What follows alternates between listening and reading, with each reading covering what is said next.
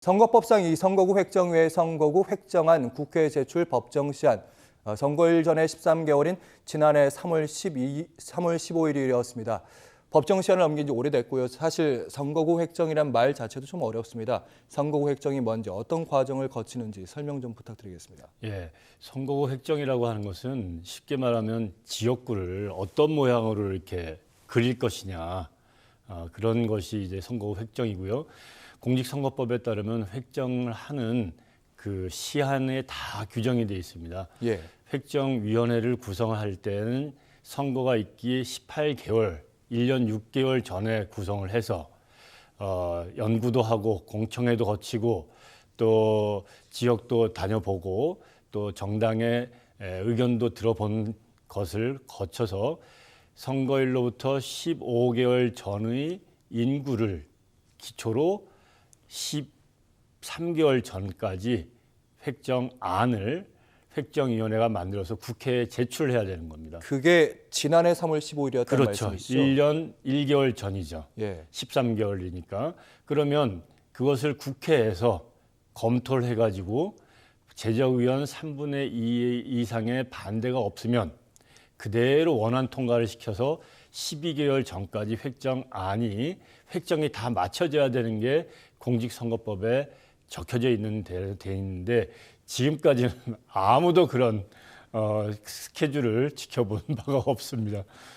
네, 지금까지도 그랬고 이번에도 어김없었다는 말씀이신데, 그러니까 획정위원회도 만들어져야 되고 그게 또 국회에 제출돼서 국회에 통과돼야지 국회의원들이 심사를 한 다음에 선거구가 획정된다는 말씀이신데, 어쨌든 여야도 3+3 회동인가요? 뭐 원내대표, 뭐 행안위 간사까지 다 여야 교섭단체 대표들이 모여가지고 얘기를 했었는데 지금 선거구 획정 어느 부분이 쟁점인지 그 부분을 좀 짚어주시죠. 선거구 획정에서 가장 쟁점이 되는 것은 언제나 마찬가지로 획정 기준입니다.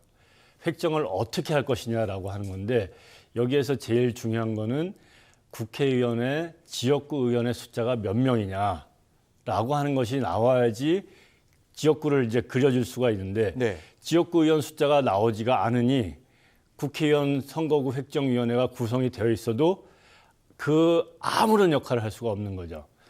선거구 지역구 의원 숫자가 나온 것이 지난 12월 패스트트랙 법안이 통과돼서 253명으로 한다. 비례대표는 47명인데 그건 연동형으로 한다.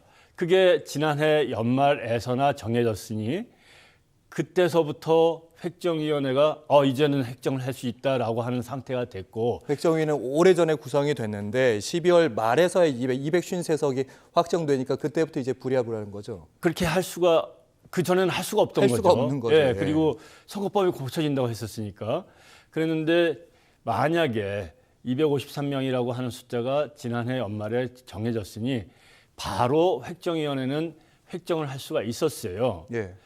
그런데 헌법재판소가 2대1 상하한선 인구 편차 안에서 획정을 하라라고 돼 있기 때문에 획정을 할 수 있는데 그 당시에 획정위원회는 획정을 하기를 선택하지 않고 상하한선의 기준을 정해달라고 국회에다가 다시 공을 던져놨어요. 네.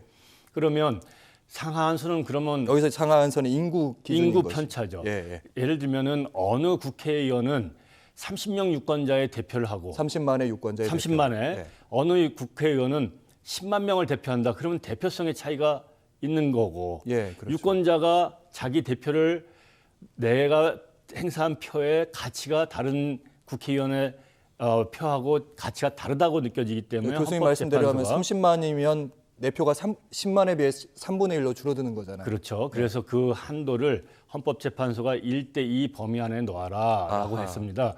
그래서 지금 우리나라 유권자 총 인구가 5,200만이니 253개의 국회의원 숫자로 나누면 약 20만 5천 명이라고 하는 숫자가 나옵니다. 그러면 그것을 기준으로 해서 3분의 1, 즉 33%씩 하면 7만 명 정도가 되는데 그래서 20만 5천 명에서 27만 명과 13만 명 해서 딱 2대1이 되는 거죠. 예. 그 한도 안에서 획정을 하면 되는 건데 그거를 어느 것으로 할 것이냐를 국회에다가 정해달라고 넘겨놓고 지금까지 시간만 허송세월하고 있는 거죠.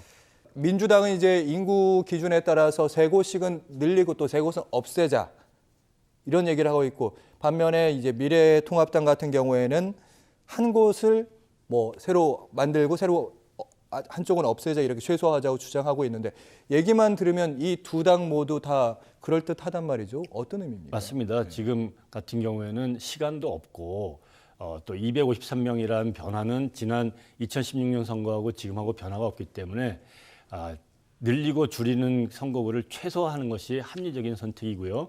그렇다 보면은 지금 현재 세종에서는 인구가 늘 수밖에 없기 때문에, 인구가 늘었기 때문에 하나의 선거구가 늘어야 되는 것이 세종이 해당이 되고요. 예. 다른 데에서 줄여야 되는 것이 이 인구 하한선을 어떻게 정하느냐에 따라서 어느 광역시도에 해당하는지가 결정이 되는 거죠. 그게 굉장히 민감한 문제입니다.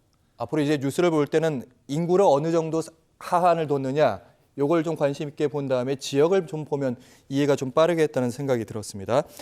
자, 어쨌든 어느 지역구를 조정할지는 이견을 좁히지 못했습니다. 이런 가운데 군포 안산 지역의 통폐합론이 제기가 되고 있는데요. 그러니까 경기 안산 상록갑과 을 그리고 단원 가브를 4개에서 3개로 축소하자 이런 얘기도 나오고 있고요.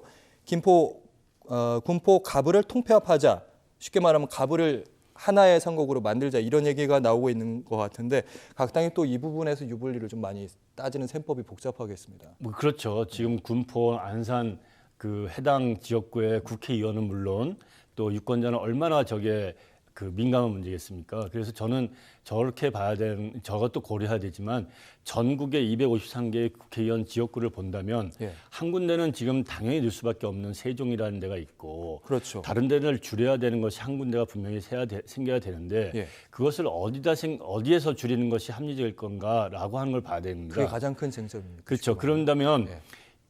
국회의원 선거구가 적은 비도시 지역에서 하는 것이 합리적인 것이냐, 아니면은 국회의원 선거구가 많은 서울과 경기 중에서 한 군데를 줄여주는 것이 합리적인 것이냐라고 하는 선택을 해야 되는 것이기 때문에 저런 문제가 나오는데, 꼭 그것이 군포 안산 지역이 되리라고 하는 보장은 없고요.